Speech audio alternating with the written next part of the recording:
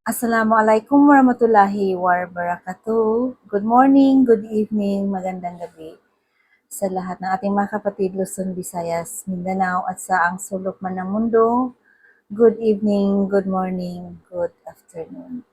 First and foremost, my utmost respect and grateful thanks to our Almighty God for the protection and the gift of life. And also to our beloved President, His Majesty, Ferdinand Edralin Marcos Sr., Tatang, magandang gabi po. And to Her Majesty, our beloved Queen, Helen Panolino Abdurrajak, Elizabeth III Jusimulan. And to His Majesty, King Mamay Gamar Hassan Gamar Abdurrajak, magandang gabi. So, sa lahat ng mga nagtatanong, sa ating mga kapatid, this is a clarification. Sa message ng ating mahal na Rina, kahagabi at kaninang umaga na nagsisirculate ngayon, marami ang tumatawag, marami ang nagtatanong. So, kung naalala nyo, sinabi ko na noon, we are at the pre-implementation. We are talking of the pre-implementation. So, nagsabi na ang ating mahal na Rina na ang matira, ang maniwala ay grasya, ang hindi maniwala disgrasya. So, ito na po ang panahon. Kaya nga po, lahat inaayos natin, hindi lang ang mga records, hindi lang ang mga dokumento. Kasi, pinag-uusapan natin ngayon ang implementasyon. Kaya, may order tayo sa lahat ng mga leaders, lahat ng mga sultan, pati na ang ating mga kapatid na mga members na tulungan ang bawat isa para ayusin ang mga records para sa implementasyon. Pero marami pa rin ang hindi nakakaunawa at marami pa rin ang nagrereklamo. Ito lang, kung gusto, may paraan. Pero kung ayaw, maraming dahilan. Hindi namin yan kawanan. Hindi na namin yan, kumbaga nga, problema kung hindi kayo magbigay at hindi nyo gawin ng tama. Kasi talagang inaayos namin. Nasa inyo na. Kaya nga inaanyayahan namin kayo na gawin ang tama dahil yan ay nararapat. Dahil nga yan ang pagbabasihan para sa implementasyon. At sa lahat ng mga nagtatanong, bakit hindi nagla-live ang ating mahal na Rina? Marami po ang ginagawa ng mahal na Rina, ang ating mahal na Rina at mahal na Hari, gabi at araw. Namamaga ang kanyang mga kamay. Yan ang masakit. Left and right, namamaga.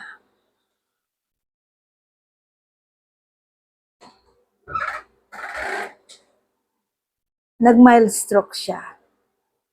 Pero sa halip na unawain, intindihin at tulungan, suportahan at ipagdasal, marami pa rin ang nagtatanong at nag-uutos, Queen, tawagan mo si ganito. Queen, mag-live ka. Tama ba yan? Kaya nga sabi ko, panahon na para i-implementan. Dito nakikita ang mga pag-uugali ng bawat isa. Ang attitude counts more than educational attainment. Yan ang pinagbabasihan natin. Marami rin ang nagrereklamo, Queen, si Siti Halima ay nangungulikta ng pera para kay Apo Lakay. Yes! Ginawa namin yan para kay Apo Lakay. Hindi nyo alam kung anong hirap ng matanda. Hindi nyo alam kung ano kanyang ginagawa para sa kapakanan natin lahat. Many times I told you, we are at a critical level. Kaya nga pinaghanda, hindi lang ang ating mga Royal Armed Forces from barangay to municipality to province. Ayusin ang lahat. Kung naalala nyo noong August 2 or 3, if I'm not mistaken, may mga debris na nahulog at bumagsak part ng Palawan.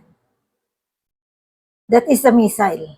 Kasi nga, ini-intercept ng ating mahal na Pangulo. Araw-gabi, nagtatrabaho ang ating mahal na Pangulo. Kahit may sakit. Kahit kami din dito, kung hindi nyo lang alam. Kaya nga, nung nag-uusap kami ng ating mahal na Rina, yes, kami dito, ubo, lagnat, lahat-lahat. Nakakahiya mang sabihin. Pero inamin kong wala kaming sakit na TB, pero yung klima, hanggang ngayon, dugo pa rin. Kaya nga, kinakailangan ng i-implementar. Hindi na natin antayin na may malagas pa. Nawala na si Tatay Martin. Nawala na rin si Ama Ali. But this is the ultimate program of God Allah. They are our spiritual guidance, our spiritual leaders. Kaya nga, nasa likod natin sila. Sana maintindihan niyo ang lahat. Mahirap ang pinagdadaanan ng bawat isa. At sana magkaintindihan tayo. Stop ang paggagawa ng mga storya na patay ang ating mahal na Rina, na dinakip ang ating mahal na Rina, o nakakulong ang ating mahal na Rina. Scammer ang ating mahal na Rina. Ganon din ang ating mahal na hari na nakip. Ano? Hindi pa ba kayo magbabago? Antayin niyo pa ba na maging huli na ang lahat? Leaders and members, I urge you to pray, each and every one. Huwag kayong maniwala sa masabi-sabi. Kasi, kung may mga instruction o kung may mga order dito nang gagaling sa nasyonal, kami mismo ang magsasabi from His Majesty Ferdinand Edralin Marcos Sr., our beloved President, or from Her Majesty, our beloved Queen. Kaya nga, huwag nating pangunahan. Masakit para sa amin. Ganon din sa ating mahal na Rina. Kaya nga siya nagpaalam. Dahil sa 16 years na kanyang pagsakripisyo, araw-gabi, at lahat ng mga pinagkatiwalaan mula kay Pilota, kina Joey, kina Gusto Suarez, lahat na hanggang kina Rajanet, at may mga nagpanggap pang mga lolo kuno, at mga ninyo at ninya kung sino pa. Yan ay pinagsamantalahan at kinuha lang ng programa nating mahal na Rina. At inangkin na sila na ay sila. Masakit ang katotohanan. Pero yan. At nawa maintindihan ng bawat isa. Kasi kung hindi man tayo makapag-live, kasi nga hinahadlangan din ang ating Facebook account, restricted. Ganon din ang sitwasyon namin ngayon na wala kaming internet. Yes, today is October 16, but I'm going to try my best na makapag-secure ng data para maka-upload, para maipaabot sa inyo ang lahat ng mensahe. Huwag nyo nang antayin na maging huli ang lahat. Gawin ang nararapat. Magbago. Yan ang number 1. Magbago. Magbalik loob sa Diyos, sa Allah. Dahil programa to ng Diyos, ng Allah, para sa ating lahat. Ang pagsakripisyo ng ating mahal na Rina at mahal na hari, ganun ang ating presidente. Dika-dekada na. Tiniis ang lahat para lang sa kapakanan nating lahat.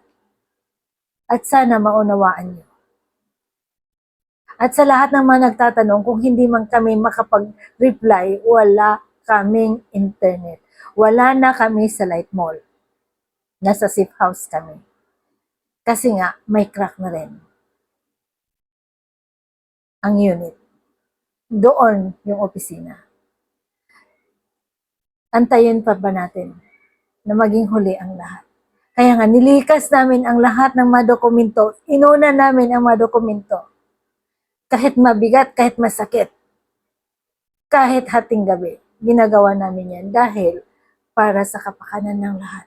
Inaayos namin para walang maiwan. At sana ganun din po kayo sa mga offices o sa mga area, leaders, members, and sultan.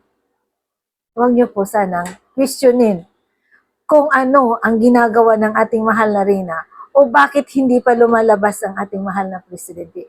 Marami ang dahilan. Kaya nawa, maintindihan, ipagdasal. Kasi masakit din para sa akin.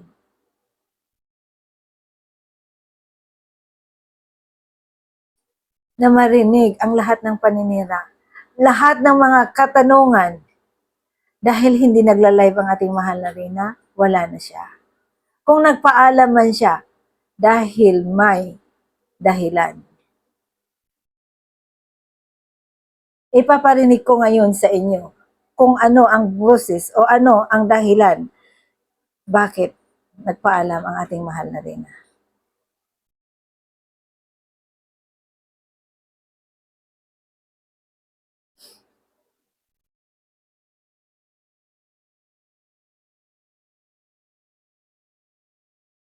Assalamualaikum, Siti. So, effective yung pamamaalam ko sa lupang pangako para makalabas na ang hari, si Ama, si Tatang, para dito sa Divino Gobyerno bilang gobernador ng New Makkah at ng New Jerusalem. Implementasyones ng Divino Gobyerno ay ipapataw na. Iyan ang dahilan na nagpaalam ako sa kanila, pero ang hindi nila namalayan, tumalon ako para sa pamumuno ng Divino Gobyerno. Diyan nila makikita ngayon kapag nagragasa na ang tubig, apoy, lupa at ang hangin para dito ipakita ang kapangyarihan ng Diyos Ama ng Allah. Nakisabi kay Tatang, klaro na ang pamamaraan. Klaro na ang daan. Kinlaro ko na ang pamumuno na ibinalik sa kamay niya, lalo na ang pagparating ng grasya. Sa kanila na ang disgrasya para at least makita nila ang kanilang pagsuway mula 2010. Tinapos ko sa araw na ito ang kanilang kasalbahian, kanilang kasalanan na iyan ay tutumbasan ng physical na parusa. Yan ang ibig sabihin. Hayaan natin ang ating mga lolo sa 7 Macdum ang gagalaw niyan at aayusin natin ngayon kung papaano ang paglikas ng ibang mga kasama natin. Maraming salamat. Masalamat. Narinig po natin, yan ang boses ng ating mahal na Reyna. Nag-uusap kami, hindi lang ang paglikas ng ating mga kasama kung paano gagawin, aayusin. Ganon din ang pagpalabas ng grasya. Kaya nga, inaayos natin ang mga records. Ang ayaw maniwala na may national office. Ang ayaw sumunod sa national office, problema nyo na yan. Kasi ilang beses na rin kaming nagsasabi, nagpapaalala na ayusin nyo ang lahat. Ang sumunod, grasya. Ang hindi sumunod, disgrasya. Yan ang katotohanan. At sana, hindi pa maging huli ang lahat. Marami kaming ginagawa. Yung ID, ika-clarify ko. Lahat ng mga ID ginagawa natin. From RCI, IC, United Nations, ginagawa na yan. Pati na ang health pass. Para ibigay sa nauna na, so yung nakabayad na. Kasi nga, inu-audit natin, liniliquidate natin. We have a finance department. May accountant tayo. Proper recording ang lahat. At sana maunawaan nyo. Ganon din yung RAF ID. Kaya nga huwag kayong mag-alala. Rest assured na gagawin at gagawin namin at maibibigay yan sa inyo. Please, just make sure na maayos ang mga application form, klaro. Huwag nyo na rin kaming pahirapan pa rin dito. Kasi ginagawa namin ang lahat. Kung bakit na-delayed, marami tayong ginagawa. We vacate the existing office sa Light Mall. Kasi nga hindi na safe. We secure all the files and documents, all the records para sa implementasyon. Kahit masakit, mahirap, ginawa namin yan. Nagre-reklamo ba kami? At sana maintindihan nyo. Ganun din ang RAF ID. Rest assured na maibibigay yan sa inyo. Kasi walang ibang gumagawa ng ID sa ngayon. Ako mismo ang gumagawa ng RAF ID, Unified RAF ID, ng NATO, ng NLSP, PAPO, at saka sa RAF. Kasi nga, iniingatan natin ang signature ni Apo Lakay. At nawa maiintindihan nyo lahat yan. Ginagawa namin to kasi ayaw na naming masalisihan at ayaw na nating gamitin pa ng ating mga kalaban at mga claimants ang mga ID. Kasi nasa dulo na tayo ng implementasyon. Kaya nga sinasabi ko, inaayos ang bawat isa. Kaya nga kung narinig nyo ang implementing guidelines, no second chance. Ang lahat ng maniwala, grasya. Pero yung ayaw maniwala, hindi natin ito kailangan yung half-half o lukewarm. O yung sinasabing to see is to believe. Manindigan tayo. Kaya, ito lang pakiusap ko. Narinig nyo ang boses nating mahal na Rina. Nakarating din sa inyo kung ano ang kanyang mensahe para kay Tata. Let Allah. Sinusurrender na natin sa Diyos, sa Allah. Kung ano man ang kagustuhan niya. Mangyayari at mangyayari. Hindi na didipa ang ating mahal na Rina. Ganon din ang pakiusap ko kay Tatang. Matagal ng panahon tayong nagdusa. Matagal na rin tayong nagtiis. Hindi na natin antayin na may malagas pa na isa sa atin. Kasi magiging failure ang lahat. Kaya nga, we must have to strictly implement kung ano ang nararapat. Dahil babalik tayo sa sinasabi na hadith. Kung ano yung Islamic principle, yan ang babalikan natin. Yan ang itinuro ni Tatay Martin. Yan ang gagamitin natin. Ang ayaw maniwala, hindi namin kayo pipilitin. Ang lahat ng mga nagtatanong, lalong-lalo na po, yung mga nagsasabing, Queen, tawagan mo. Queen, mag-live ka. Sana.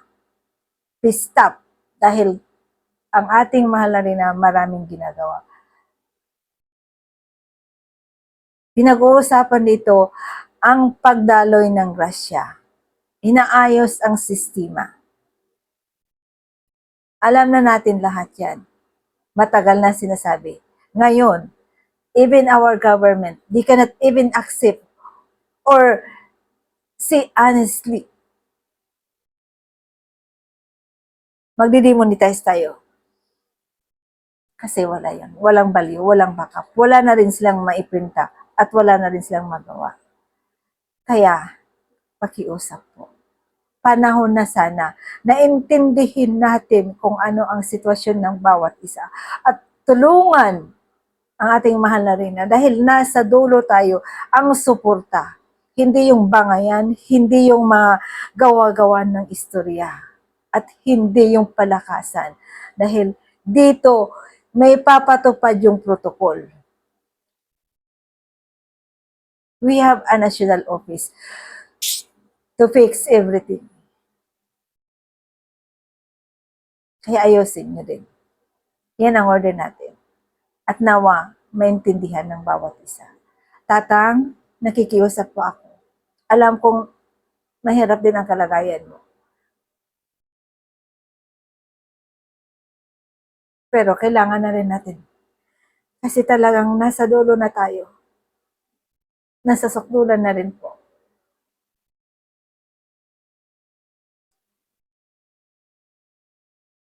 Alam ko, marami ang mawawala.